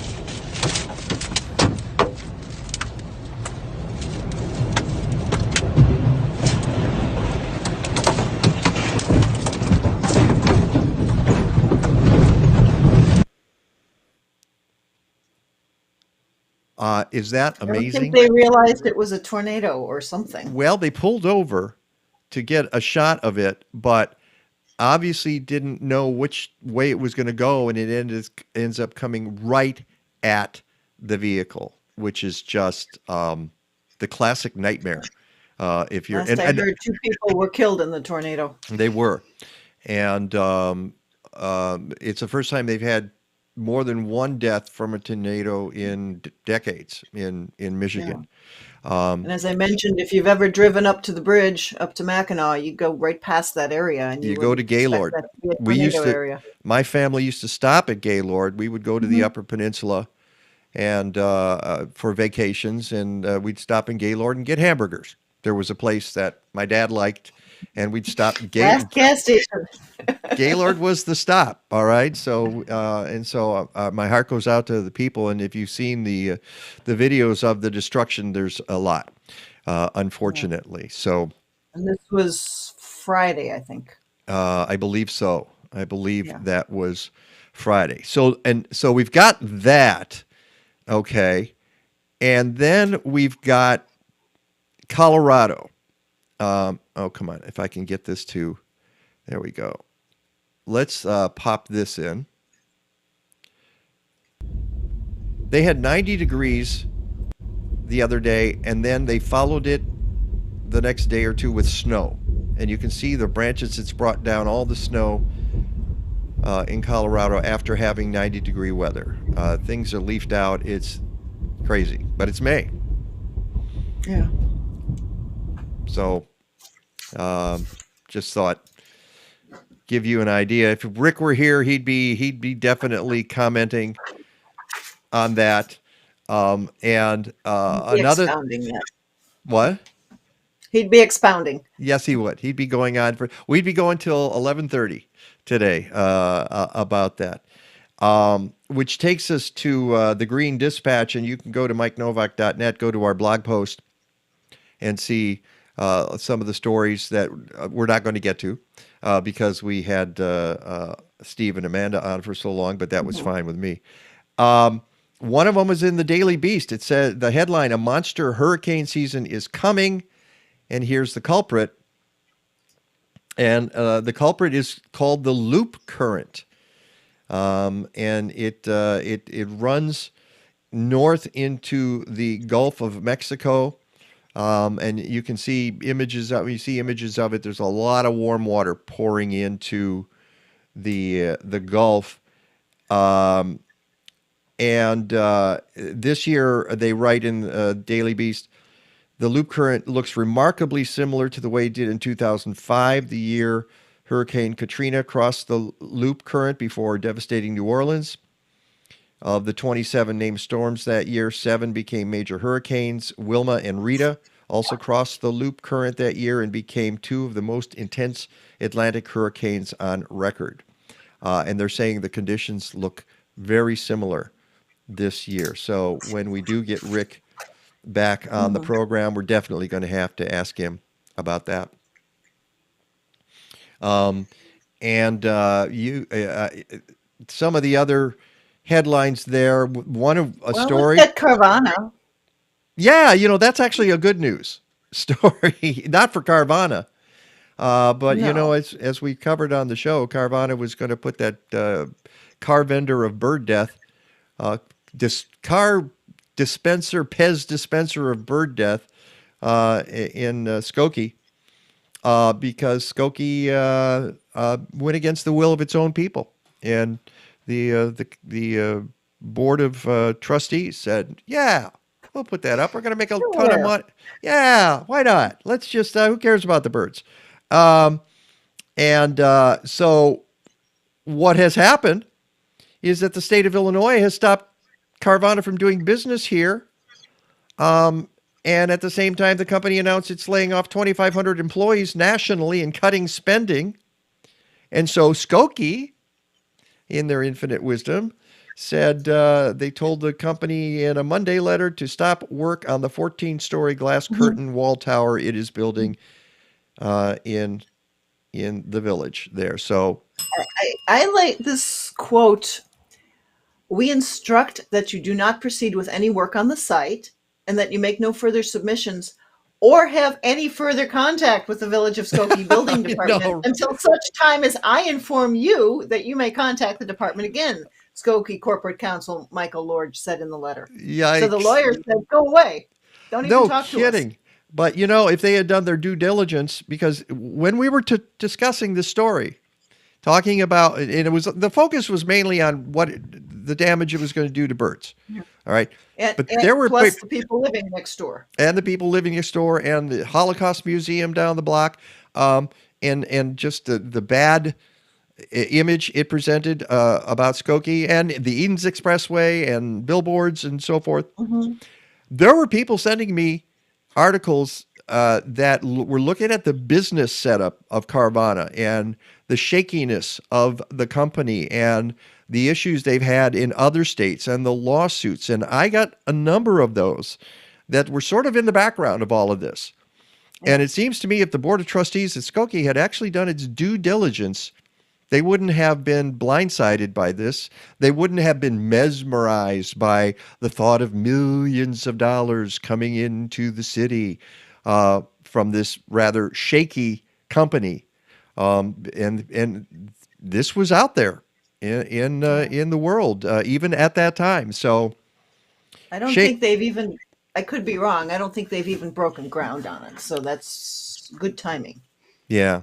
As opposed to there's a big hole in the ground and part of it there already. And meanwhile, the citizens of the village of Skokie are rising up, and they've got a proposals referendum for this fall to change the structure of government in Skokie because it's been ruled by one party since about 1965. And these people get elected over and over again every election, and 10% of the population turns out to vote because they know that the party runs things, and it's, as someone mentioned, and under Mussolini the trains ran on time. So this is kind of what's been going on in Skokie. So I'm glad that stopped. That's a victory. That's a victory. All right, for environmentalists. And some stuff you sent me.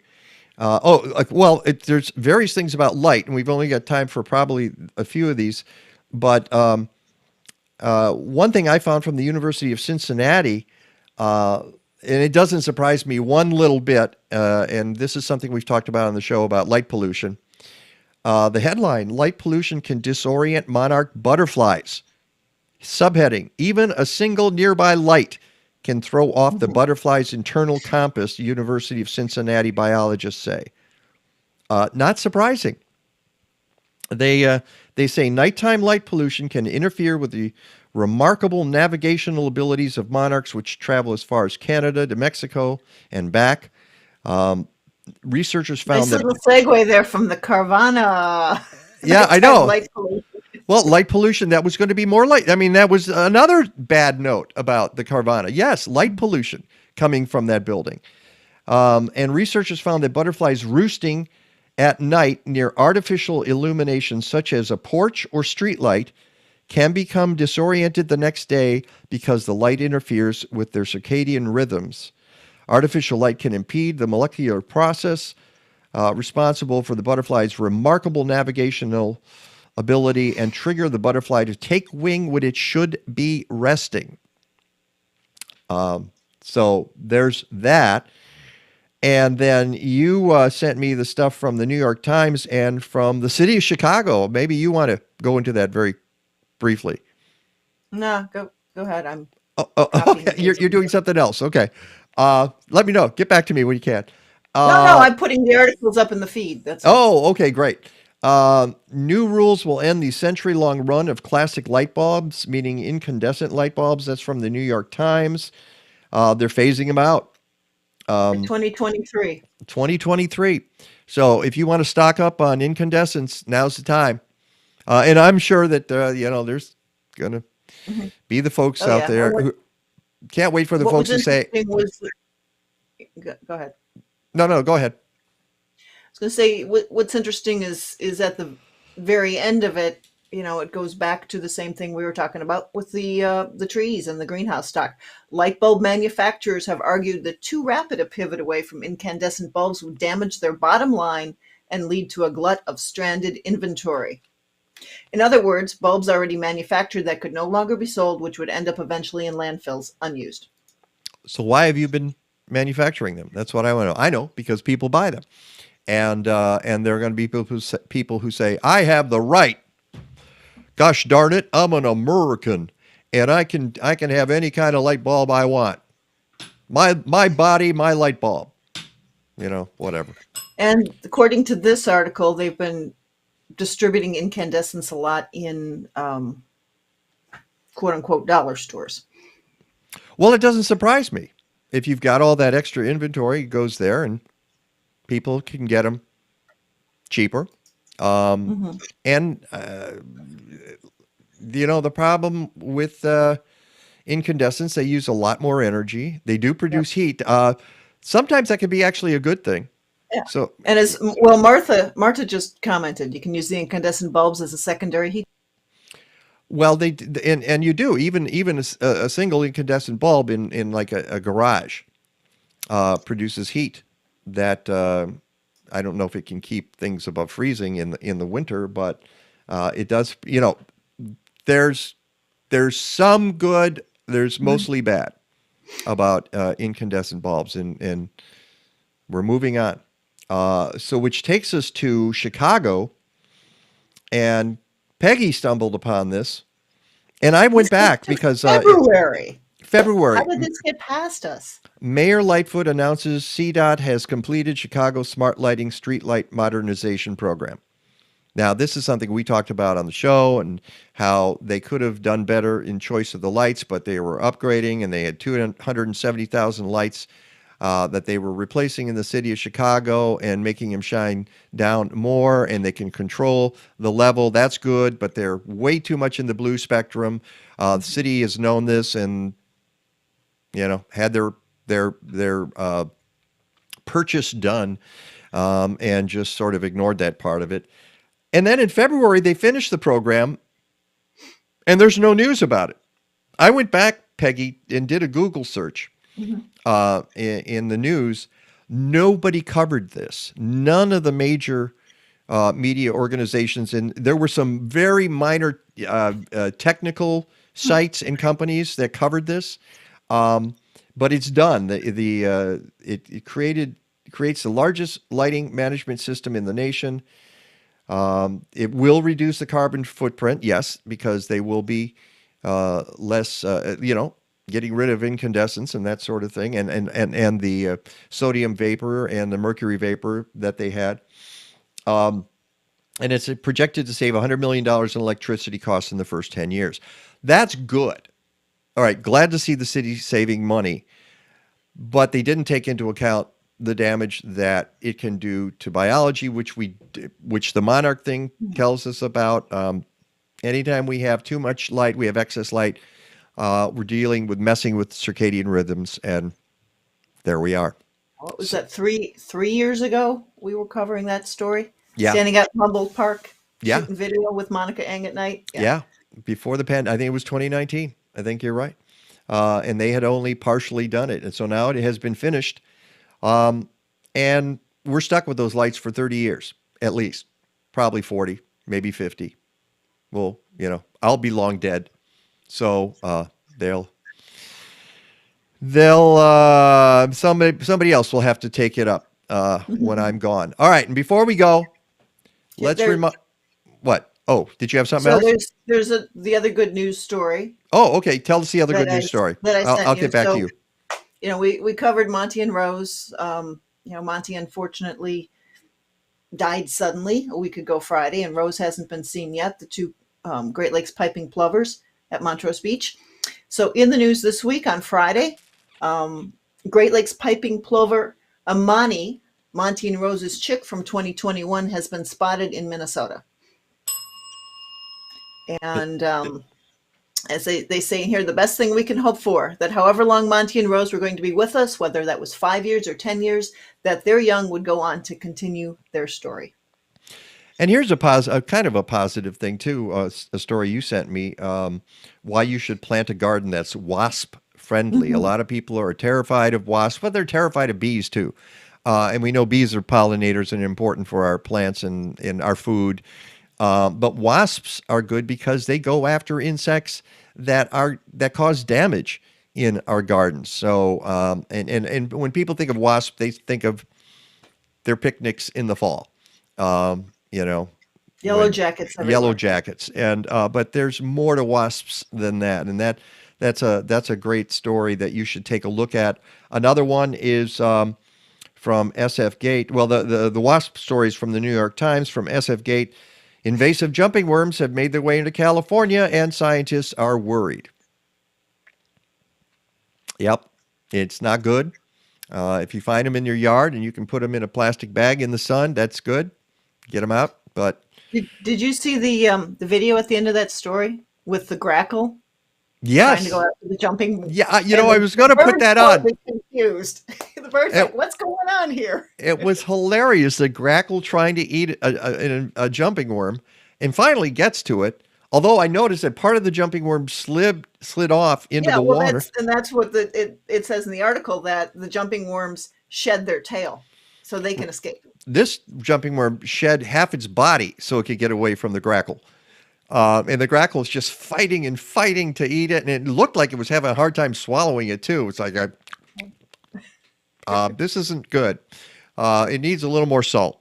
So I think that's something worth paying attention to if you find invasive jumping words in your yard. All right, back to this real quick. If you live in Chicago, if you haven't entered Chicago Excellence in Gardening Awards, go to chicagogardeningawards.org. We've gotten a bunch of entries already. We've still got till the 1st of July for folks to enter. We're still getting the word out. Still looking for judges. It's looking for judges. You can write to us. And you can even write to me if you want to, because that might be the easiest way to do it. But you have until July 1st to register your garden, any kind of garden. If you think it's worthy, we are definitely in gardening season, and we're going to be sending out judges all over the city and finding out who's got a great-looking garden and sustainable. Sustainability is a big part of it. And as it says there, community gardens, residential, churches, businesses, schools, container gardens, parkways, roof gardens, ornamental or vegetable or both, all of the above. Get involved in that, and we'd love to come out and visit your garden. Are we ready here? Peggy? Hello?